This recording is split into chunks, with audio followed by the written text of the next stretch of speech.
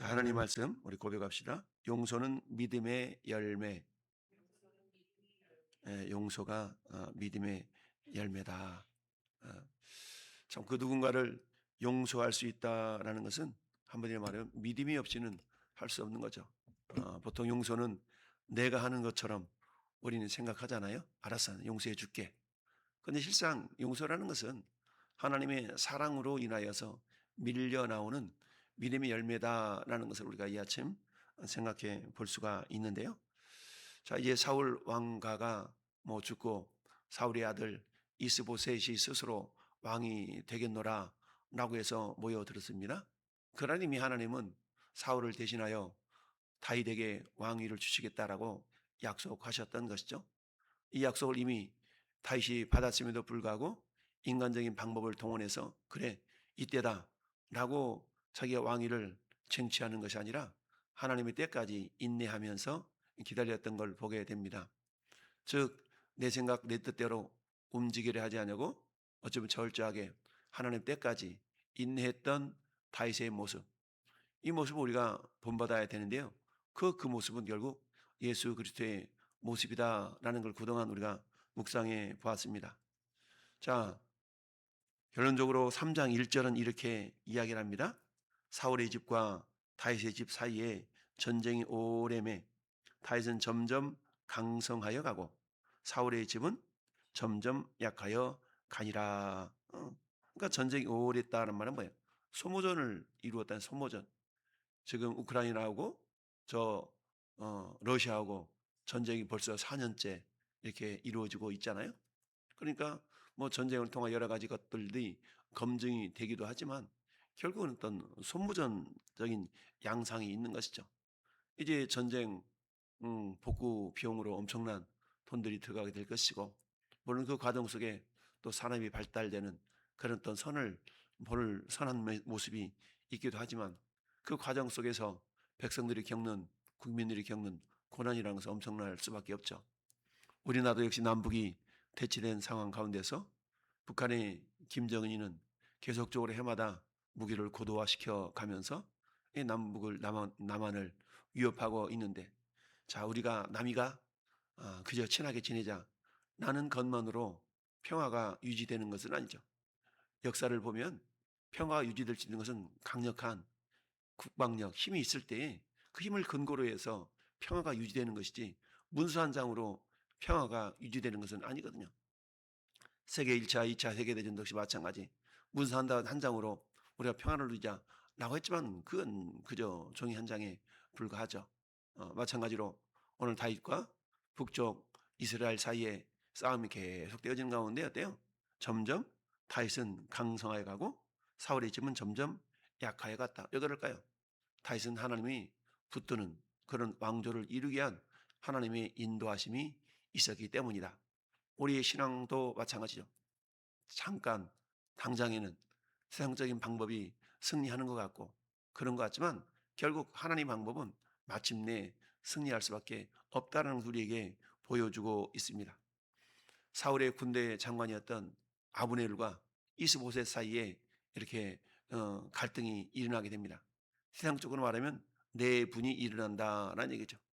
여당이나 야당이나 할 것 없이 오늘 우리의 정치가를 정치판을 보면 한심스러운 면이 많이 있는 것 아니겠습니까?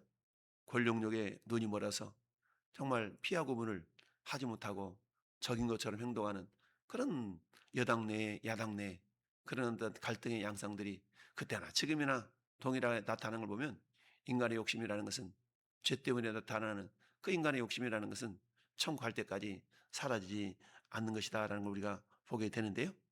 어쨌든 아브넬은 사울의 군대 장관이었지만 그 아들 이스보셋을 왕으로 옹립하는 데 있어서 일조했던 사람. 그러다 보니까 이스보셋은 아브넬을 의지할 수밖에 없던 것이죠. 그러다 보니까 어때요? 아나무인 아브넬이 군대 장관으로서 아나무인의 어떤 모습을 보이게 됩니다. 그것은 사울 왕의 어떤 첩이었던 이런 어떤 여인을 그야말로 통간하는 그런 일이 발생하게 되니까 당연히 이스보셋이 아브넬에 대하여서 너 잘못됐다라고 지적할 수밖에 없잖아요. 근데 이것이 기분 나빴던 아브넬이 오히려 어때요? 오히려 반역하는 그런 듯한 모습을 보이면서 이때다 싶어서 이제 내가 너하고는 같이 있을 수가 없다. 이 기회에 내가 어디로 가야 되겠다? 타의 편에 서야 되겠다라는 겁니다. 우리 정치인들도 보면 여당 야당을 오가는 그런 어떤 철새 정치인들이 간혹 있지 않습니까? 음, 이런 모습을 오늘 아브넬도 역시 보여주고 있는데, 그래서 다윗에게 전령을 보내서 내가 당신에게 이제 이스라엘을 당신에게 붙여주겠다. 당신이 전체 왕이 되라. 난 그런 전갈의 내용을 보내죠. 그러면 어때요? 다윗이 그래? 너가 그런 마음인지 이 진실성을 나에게 보여줄 수 있는 기회가 있다. 그 진실성은 뭡니까? 이전에 나에게 아내를 주었던 미가리를 데리고 와라 라고 얘기하죠. 근데 이 미갈은 어때? 이미 사울이 다른 남자에게 결혼을 시켜버렸던 그런 적이죠. 그러자 아브넬이 그 미갈을 데리고 오는데 지금 살고 있는 남편이 울며 불며 안 된다고 얘기했지만 결국 어쩔 수 없이 내어 놓을 수밖에 없었던 것이죠. 자, 그러면서 16절 말씀 보면 그 미갈의 남편이 그와 함께 오며 울며 바울임까지 따라왔더니 아브넬이 그에게 돌아가라 하며 돌아가니라. 결국 아브넬이 다윗에 의해서 그래 내 마음이 진정성이 있다라는 것을 보여주는 모습으로 미갈을 데리고 다윗에게로 가게 됩니다.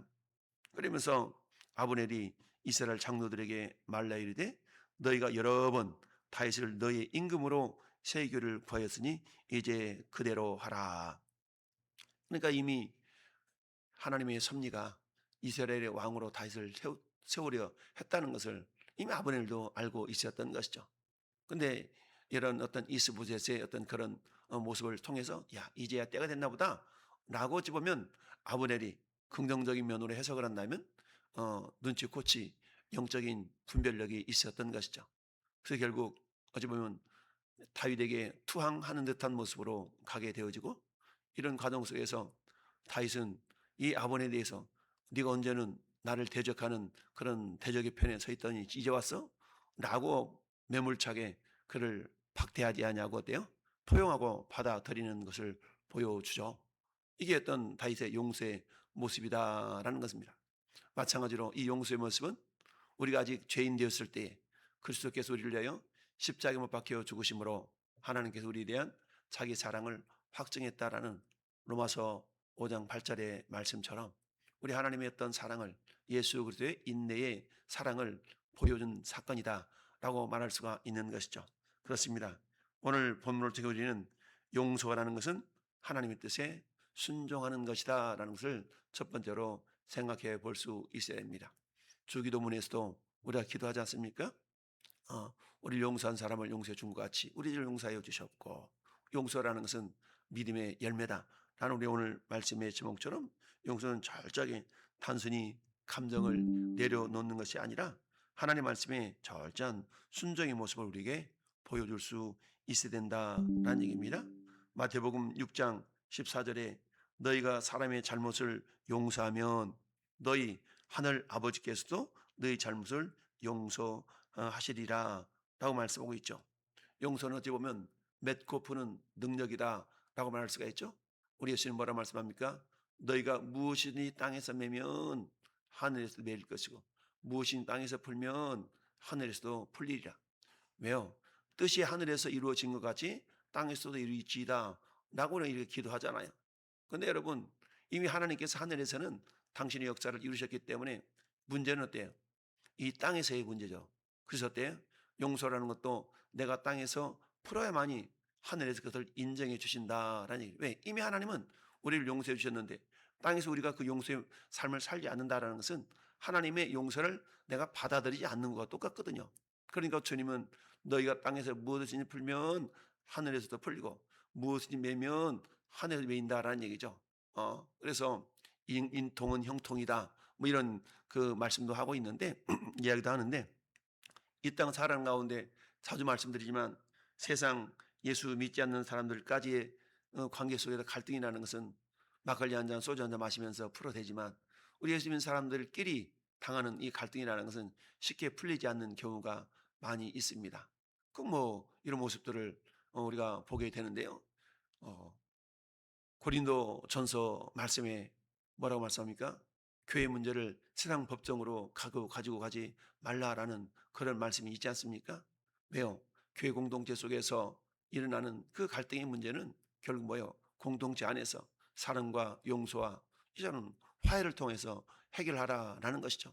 그런데 실상 오늘날 이 삶을 우리가 돌아보면 그렇게 되지 않는 경우가 많이 있죠. 그래서 어찌 보면 더 세상 사람들보다 더 악한 모습으로 세상의 법정에 호소하고 그렇게 해서 문제를 해결하고 하는 경우가 많이 있습니다. 그런 모습을 보면 우리 안에는 전혀 용서라는 그런 어떤 삶이 나타나지 않는 것을 보게 되는데, 용서라는 그렇기 때문에 믿음의 열매고 용서는 하나님의 명령이다라는 얘기인데, 에베소서 4장 32절 말씀에도 서로 친절하게 하며 불쌍히 여기며 서로 용서하기를 하나님이 그리스도 안에서 너희를 용서하심과 같이 하라 라고 말씀하고 있습니다. 여러분, 죄의 삭은 사망이잖아요.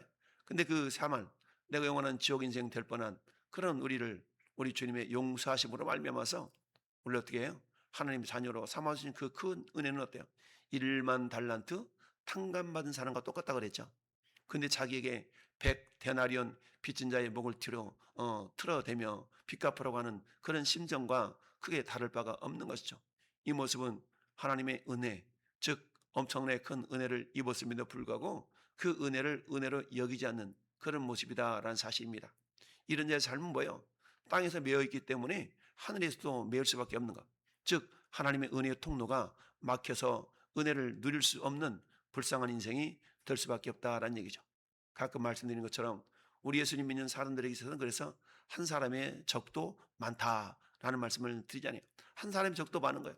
내 마음과 내 누군가에 꽁 하고 있는 이런 사람이 있다면 우리는 그걸 풀어야 된다는 얘기죠. 왜? 내 마음이 그 사람과 꽁 하고 있다면 하나님과 나와의 관계가 꽁 하고 있는 거고 같은 거거든요. 그러니까 한 사람의 적도 많다라는 말씀을 늘 우리가 기억하면서 내가 먼저 이미 우리 예수님의 사랑으로 내가 지옥 갈 인생 용서받고 하나님의 자녀가 된 1만 달란트 탕감받은 사람과 같기 때문에 우리는 어때요? 어떤 상황 가운데서도 나의 적이 나타나서는 안 된다는 사실입니다. 그래서 오늘 18절 말씀을 보면 그렇잖아요. 이제 그대로 하라. 여호와께서 이미 다윗에 대해 말씀하시기를 내가 내 종 다윗의 손으로 내 백성 이스라엘을 구원하여 블레셋 사람의 손과 모든 대적 손에서 벗어나게 하리라 하셨습니다. 즉 다윗이 이런 아브넬을 용납하고 받아들이는 것은 결국 하나님의 뜻을 이루는 그런 과정이다라는 사실입니다. 두 번째는 용서라는 것은 그리스도의 십자가를 증거하는 삶이 되는 것입니다. 우리가 어떻게 하나님의 사랑을 드러낼 수 있겠습니까? 십자가에서 예수님은 어때요? 저들을 용서해달라고, 저들이 하는 일을 모른다. 그대로 본을 받았던 스데반 집사도 자기를 돌로 쳐 죽이는 자기 원수들 향해서 하나님께 용서를 구하잖아요. 자기들이 하는 것을 지금 알지 못한다. 여러분, 원수를 우리는 어때 용서하는 것뿐만 아니라 그를 축복하라라고까지 우리에게 말씀해 주고 있지 않습니까? 그렇습니다. 용서는 그리스도 십자가를 증거하는 삶이 되는 것입니다. 우리의 용서는 그 십자가 은혜를 삶으로 드리는 증거다라고 말할 수가 있는데요. 다윗이 아브넬을 환대하면서 잔치를 베풀어 준 것은 십자가의 사랑을 예표한 사건이다라는 얘기죠. 이처럼 용서라는 것은 단순한 선행이 아니라 그리스도의 구속을 증거하는 삶의 방식인 것을 우리에게 보여주고 있습니다. 골로새서 3장 13절에 누가 누구에게 불만이 있거든. 여러분, 불만 없는 사람 어디 있겠습니까? 불만이 있다는 얘기는 내 기준에 맞지 않는다라는 것이죠. 근데 그 기준이 내가 아니라 하나님의 기준으로. 그래서 성경은 너희 안에 이 마음을 품으라 곧 그리스도 예수의 마음이니. 그러니까 삶의 기준이 내 지식과 내 경험과 내 판단의 기준이 아니라 철저하게 주님의 말씀과 주님의 마음이 내 삶의 기준이 되어야 되거든요. 그러다 보면 어떻게 해요? 아, 주님도 이때 이렇게 하셨는데, 주님도 저 때 저렇게 하셨는데, 라는 마음을 가지고 보면 어떤 일이 발생할 수 있어요? 누가 누구에게 불만이 있거든 서로 용서하되 주께서 너희를 용서하신 것 같이 너희도 그리하라. 그렇습니다. 예수님이 십자가에서 모든 인류를 위해서 용서해 주셨던 그 용서가 우리 용서의 본보기가 되어진다라는 얘기입니다. 여러분, 예수님이 십자가상에서 이렇게 기도하셨지 않습니까? 누가복음 23장 34절에 아버지여 저들을 사하여 주옵소서 자기들이 하는 것을 알지 못함이니라 라고 말씀합니다. 예수님의 십자가 위에서의 용서가 최고의 증거가 되는 것 아닙니까? 우리도 역시 마찬가지. 주님이 그를 하셨다면 우리도 역시 그를 할 수 있는 것이 진정한 믿음의 열매가 될 수가 있습니다. 그래서 용서라는 것은 내가 하는 것이 아니라 되어지는 것인 걸 보게 됩니다. 열매라는 것은 내가 맺어야지 라고 해서 맺는 게 아니라 맺혀지는 거잖아요. 용서도 마찬가지. 내가 하는 것 같지만 실상은 되어지는 것이다. 따라서 그 용서를 믿음의 열매라고 하는 것은 열매는 내 능력을 맺히는 것이 아니기 때문이죠. 세 번째는 용서라는 것은 결국 믿음의 공동체를 세우는 그런 열매가 된다라는 사실입니다. 이처럼 용서라는 것은 개인의 문제를 넘어서 공동체를 하나로 세우는 그런 어떤 묶는 그런 놀라운 힘을 가지게 되는데 결국 다윗의 용서와 화해는 이제 남북 이스라엘이 하나 되어지는 그런 통합되는 역사를 이루는 그런 능력으로 작용하게 된 것을 보게 됩니다. 따라서 오늘날 교회와 가정에서도 용서라는 것은 공동체를 회복시키는 가장 강력한 도구가 될 수가 있다는 사실을 기억하면서 용서라는 것이 믿음의 열매요. 그래 내가 할게 라고 하는 것이나 믿음은 용서는 되어지는 것이다. 내 안에 성령께서 밀어주실 때에 되어지는 것임을 우리가 기억할 수 있어야 됩니다. 요한일서 4장 20절 말씀에 하나님을 사랑하노라 하고 그 형제를 미워하면 이는 거짓말하는 자다라고 말씀하고 있습니다. 용서라는 것은 공동체 사랑의 증거인 것을 보게 됩니다. 누가 누구에게 잘못한 것이 있다 할지라도 우리 주님이 우리를 용서하시고 용납하셨던 것 같이 그들을 용서하고 용납할 수 있는 것이 진정한 믿음 있는 자의 삶의 모습이다라는 것을 기억할 수 있어야 됩니다. 로마서 12장 18절에도 할 수 있거든 너희로서는 모든 사람과 더불어 화목하라 라고 말씀하고 있습니다. 용서라는 것은 공동체의 화목을 이루는 길임을 기억하면서 우리 교도 역시 마찬가지죠. 많지 않은 인원이 함께 화목을 이루는 아름다운 공동체가 될 때에 한 사람이라도 더 구원을 얻는 그런 놀라운 능력을 발휘하게 될 줄로 믿습니다. 이처럼 단순한 인간적인 미덕이 아니라 정말 성령께서 나를 통해서 드러나는 놀라운 믿음의 열매인 것을 기억하면서 다윗의 용서는 하나님 뜻을 이루는 길이었고 예수 그리스도의 십자가의 용서는 그야말로 그 완성을 이루는 열매다라는 우리가 알 수가 있습니다. 우리가 용서할 때 정말 그리스도의 구속의 증거를 우리 공동체 가운데 이루어가는 놀라운 은혜가 나타나게 될 줄로 믿습니다. 이 새벽을 깨운 우리의 용서와 우리의 기도가 우리의 용서가 더욱더 하나님의 나라를 이루어가는 능력임을 기억하면서 혹이라도 내 삶 속에서 나와 어떠한 관계 속에서 얽혀져 있는 그런 모습이 있다면 우리 주님의 마음을 품고 내가 먼저 용납하고 용서할 수 있는 그런 믿음의 성도들이 될 수 있기를 예수님의 이름으로 축원합니다. 아멘.